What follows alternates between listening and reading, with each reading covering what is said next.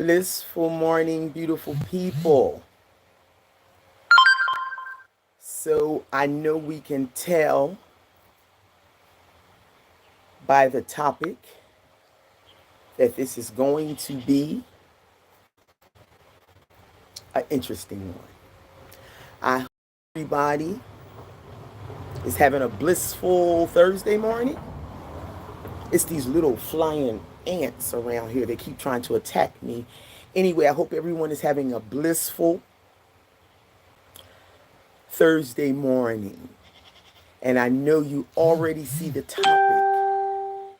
Yes, the topic is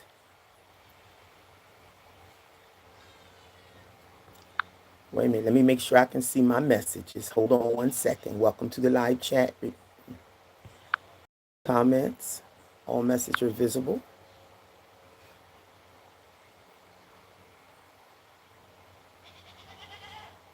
Okay. As you come in, do me a favor. Just let me know where you're logging in from. You don't have to get specific, but if it's America, you can just put America. You can put your state. If you're on island here with us, please let us know. If you're from another island, please. So we just did a thread. We just created a thread on Facebook to let everybody know that this would be happening. To let everybody know that this conversation, we're calling this the difficult conversation. This is the beginning of difficult conversations. Now, one thing about my channel, I'll say our channel because there is no channel without you. I always promise to take you wherever I am. So all the beautiful countries that I've lived in, from South Africa to here, Grenada. Grenada has been the longest. And we're coming up on 8 years. But I always promised to share my experiences with you, everything. So if you look into our About section on our YouTube channel, and please excuse my manners. First of all, welcome to our live. Welcome to our live. We don't normally do lives that often, but I thought it'd be a good time. So if you look into our About section, each YouTube channel has an About section. Please like, subscribe, and share. As you come in, like, subscribe, and share, please. That's all we ask. Push the like button, which is the thumbs up. Subscribe if you're a new subscriber. If you're just coming back, repeating, having a conversation with us, we absolutely are in debt to you. Yes, and that's a gratitude debt. Absolutely. We appreciate you. If you look into our About section, oh, that's good, Moringa, cheers. You'll see that everything that comes with it stands out. I promise to share all my experiences in all the beautiful countries, and I do, and everything that comes with it. So when I had the bad experiences at the credit union, you got everything that comes with it. So when you come to these countries, or when you move to the countries like I do, you'll know that everywhere you go, you take you with you. Everywhere you go, you take you with you. So this is one of those difficult conversations. I mean, really tough to have. Surely living on a small island where I live, because everything is hush hush. You don't talk about it, and it don't matter what it is. It could be incest. It could be rape. It could be abuse. Your husband, wife beating you. It could be you be quiet about it and you stay married and you live. We just calling it what it is, and a lot of that happens in America, and a lot of that happens in South Africa and everywhere else I've lived. But today, the topic is 70% of women are not having orgasms. 30% are faking. And all I could think about was God's gift, the Creator's gift. We grew up with a saying, God's gift to women. He think he's God's gift to women. And women were supposed to, humble themselves. And so it's not that conversation this morning. We'll figure out who's God's gift later.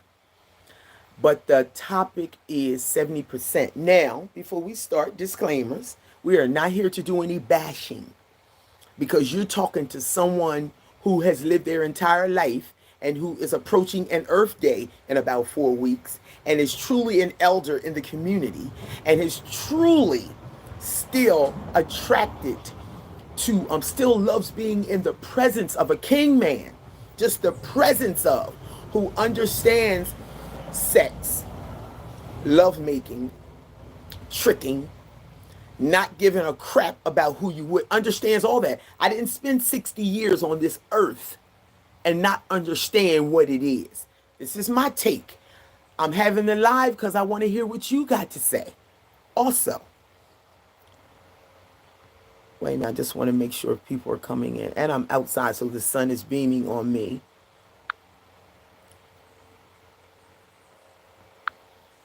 Okay. I want to be able to type greetings. How do I do that?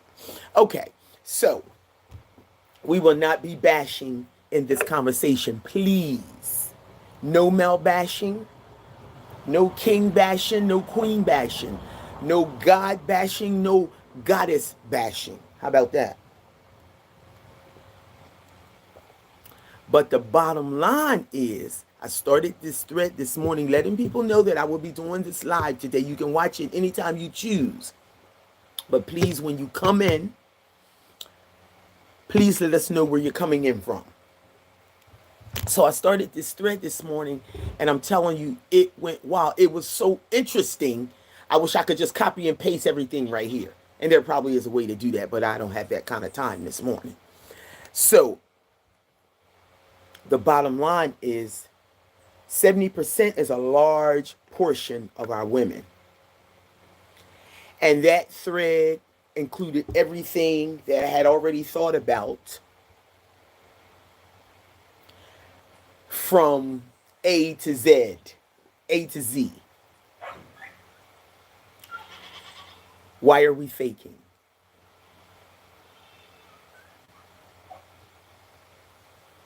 Why are we faking? Why are we not having orgasms? There is a, and I'm saying we because it includes a broad spectrum. I feel safe saying we. Now, if you're 30% of the women who always have orgasms, who always come, who always squirt, then fine, share that with us. Then you're the blessed one.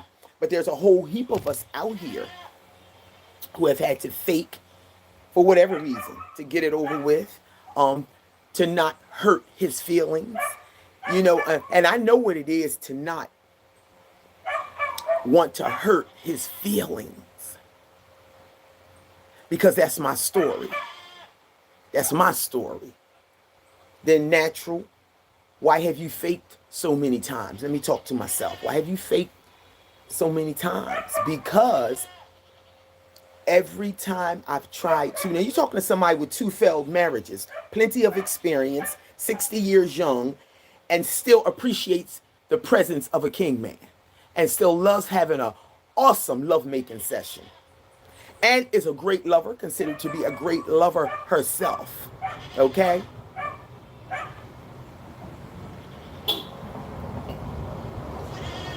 Every time I've tried to, let me keep the focus. Every time I've tried to say, listen, this is not proper. This is not the proper way to embrace my body, to make love to my body. So, and listen, if you're intimate with me, that means you're somebody special to me, okay? And if I can't have a sexual conversation with somebody that I'm making love to, then who can I have one with? If I can't have a sexual conversation with my husband, then who can I have one with? If you touch, blow, skim past me properly, half of the job is done. The coming is already coming. But if you skim all over and never, then you've missed the mark. Let me show you. 80% of our men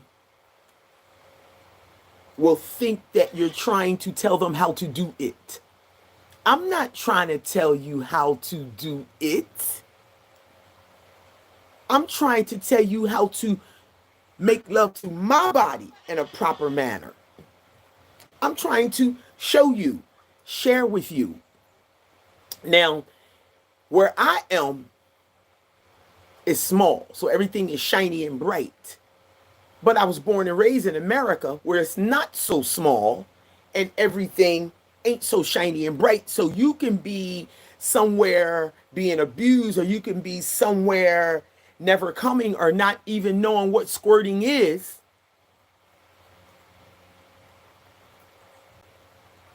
Until you're almost 60. And then be like, wow. For real, let me give you an example.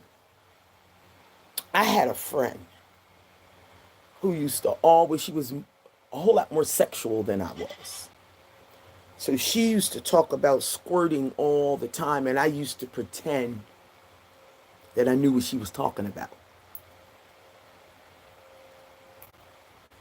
I mean, for like 20 something years, she used to talk to me about, and I used to pretend like I knew what she was talking about. But I had never had the experience. I didn't know that you could even be touched that way or reached that way, and something could happen miraculous. And so it finally happened recently, like last year for the first time ever. And I was like, damn, that's real? That's real? Like, that's real? And it didn't take a whole lot. It's the way you're touched. It's the way you're embraced. It's the way they go in. But one thing I know, it's a simple process. If you listen to your woman, men, you got to start listening. We're not trying to tell you what to do. You got to start listening. It's too many. You know how many interviews I've done? You know how much research I've done? Women are not having orgasms. And you don't have to come in 2 seconds. Let us help you. Let us help you. Show you how to hold it back. There's a process. You have to make sure she comes and then you come. You're going to come. You can't just hop in there, do your 2-second thing and jump away. She's going to cheat on you. She's going to leave you. Especially if you're not talking about it. Let me give you an example. One of the best men I've ever had in my entire life up until today, his penis, this is YouTube, so let's be a little proper. His penis could not get hard at all. He was on kidney dialysis 3 days a week. So it's not that we walking away from people. We don't even care if you have ailments. He was on kidney dialysis 3 days a week. When you're on kidney dialysis 3 days a week, it takes everything away from you. By the time you go Monday, Wednesday, and Friday, you get yourself together from Monday, Wednesday, Friday, and then you take that weekend to get your strength back. So you ain't got no time to conjure up no semen or nothing hard or nothing strong and long. We understand that. We understand all of that. I'm telling you, he was one of the best men I've ever had up until this day. Penis couldn't get hard at all. But he came all over the place. And so did I. So before he passed away, he said, if I die today or tomorrow, I'll die a happy man just on the strength of knowing you. Because prior to that, he was going to die never coming. Look, let me tell you, there's a saying. People assume, statistic-wise, more research, and I'm sure you've probably heard it before, that married people live longer because they're assuming that married people are having regular sex, while most married people are sleeping in separate rooms and ain't having no sex. Ain't came in years, and if they do, they snuck around a corner and got it from somewhere else.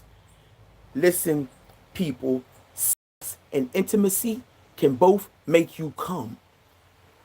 They go hand in hand. Learn intimacy, men. The time comes and you can't really get up because, see, when women get older, more mature like me, their sex drive goes up. Most of them. It's just like we did the 70-30. 70% of women, when they get to my age and when they start going through the menopause, some have hysterectomies because they don't know about natural treatments and stuff. Things happen to women's bodies. But guess what? Their sex drive goes up. Men, yours go down. So by the time you 50, you might can't get up all the time. By the time she's 50, she's wanting it. But guess what? Intimacy and sex go hand in hand. Learn intimacy. This man was one of the best men I've ever had mentally, physically, even with kidney dialysis 3 days a week, and could not get hard. I never seen him hard. But guess what? He was coming all over the place, and so was I. Because he had a finger that used to sit like this. Men, you have other parts of your body. So if one stopped working, if you don't like, some men just don't like licking the punani. But guess what? If you got a little tiny penis about the size of my clit, then you got to lick something. You have to. Stop saying your grandmother told you don't put your mouth on something. Guess what? You better learn how to do something with it. Unless you're going to do what my king man did back in the day. So a long time ago. Like I ain't had a lovemaking session like this since he was gone. And his finger used to sit like this. He was, a little older and girl. And whatever he used to do with that finger, I still today don't know if it was a penis, a tongue, a what, a bamboo stick. I don't know what it was.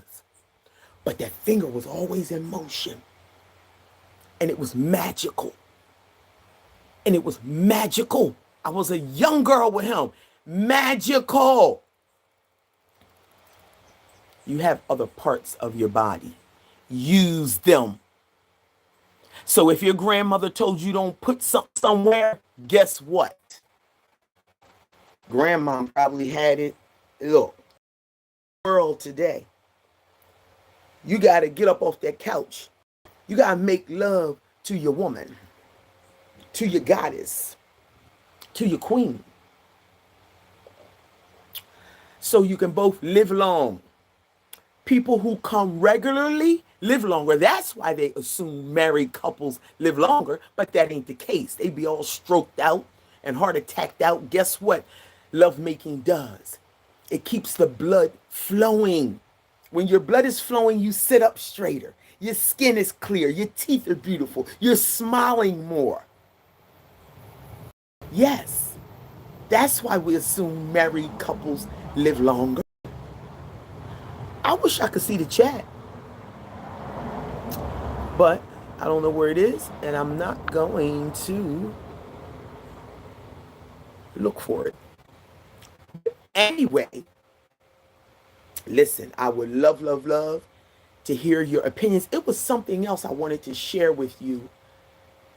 Not so much opinions, but I would like for you to join in and share your experiences. I said that wrong. Let me take that back. Join in and share your experience, strength, and hope.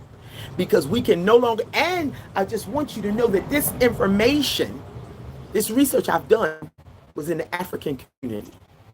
So we in trouble, y'all, because we, gods and goddesses, we need to be making love. Love is the highest level of consciousness. It's the highest level of consciousness. It keeps us alive. That's why when you see people all bent over on sticks, because they ain't getting no love making. It's truly a difference. Oh, let me give you this example. Men, you cannot go up inside of your goddess with a dry penis. You can't do that. You have to wet the punani. Make sure the punani is wet. And wetness comes from foreplay, touch and feel. Get you some coconut oil. It does amazing things. Coconut oil is amazing. I don't care what part of the world you're in. See, I'm in a place where coconut oil is produced daily. So it has been my lover.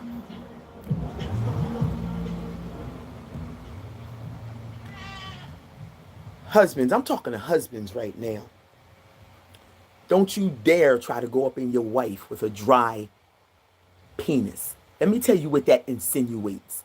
Two things. Either you don't give a shit about her or you tricking. That's the only way you treat a goddess queen. You trying to push up in her and you dry. That don't feel good. It's nothing comfortable about that. You have to make sure it's wet. And be gentle with those fingers. It's the most sensitive part of her body, her clitoris and her nipples. The most sensitive part. If you wooze over them gently, she will come. Them, I said, so don't forget that other one. Them, yes. This conversation has to happen. I seen the other day with 4 children, and I interviewed her. I'm assuming 4 children. You even came all over the place. She said she never had an orgasm. How the hell you got 4 children and you never had an orgasm? Because they're running up in her with these dry penises for their own satisfaction. And you ask us why we fake? Because we want you to get the hell up and be done. Get up. Get off of me. And see, I'm so bold about my body. Once you get older, you get bold about your body. You don't have no time to be playing around here. You got to come serious. You got to know what you're doing. You don't get 60 and still be beautiful and vibrant and think you're going to come, because see all the young boys be trying to push up now. Baby, go home to your mama because you're not ready for this. Listen, you got to come correct. See, I'm in a place where it's a whole lot of stigma and a small place. Let me give you an example. I bought me back a toy, a beautiful little rose. I don't really like the rose. I'll take the coconut oil any day over the rose. And wait a minute, why did I say? Oh, somebody said natural. You know it's against the law to have toys in this country. I said, well, goddamn, wait a minute. You mean to tell me our choices in men are very, very limited? I mean, it's short, it's 138 square miles. I mean, so if you come bring sand with you, real shit. He say don't bring sand to the beach, but you better, or you're gonna be over here with a bottle of coconut oil like me, which is cool. Self-love is cool, but ain't nothing, like a man, a real man. Come on, let's just keep it real. A real man. The coconut oil is beautiful. It gets the job done, heartbeat racing and everything. But I'm just saying, ain't nothing like a real man. So I forgot what I was saying when I said that one. But listen, all I'm saying, people, is life is beautiful. And yes, those that do have regular sex, love, and intimacy, and they all go hand in hand. You got to combine them to make them good. Yes, be intimate. Intimate is just touching and talking and laughing and foreplay. Don't even have to include sex. But I'm telling you, to keep you coming all day long. Make sure she's wet. You can't go up in her husbands or boyfriends. Don't you dare. Single. I just told you 2 failed marriages. Get up off of me. I'm not so nice in my delivery anymore. That's what I was saying. When you get, because see, people ever ask you, why you single? I'll watch a couple dating shows and I say, why she asking that stupid question? I know I am single because I'm one of those goddess queens who refuse to give up on our king men. I'm talking about our African king men. I literally have refused to give up on them. And it has left me single. And most of the sisters around me, they all have somebody. But they're pink and they're white and there are other things. And that's beautiful and it's okay. I'm just talking about me. I have a difficult time coming outside. I've tried dating outside my race. And I know today that it has left me single. It's limited me and my choices. But that's okay. You live and you pay for the way you live. It's okay. But I'm clear about who I am. I refuse to give up on our king men. So it ain't such a stupid question. It's just that you got to answer it. Answer it so you'll know who you are. So anyway, until our next live, because we're going to continue to have these difficult conversations. This is a difficult one. This is a difficult. I want to hear from each and every soul that this resonates with, no matter how it resonates. Challenge me. Share your experience, strength, and hope. Yes, please do. Love and respect. And don't forget to like, subscribe, and share. Have a blissful day.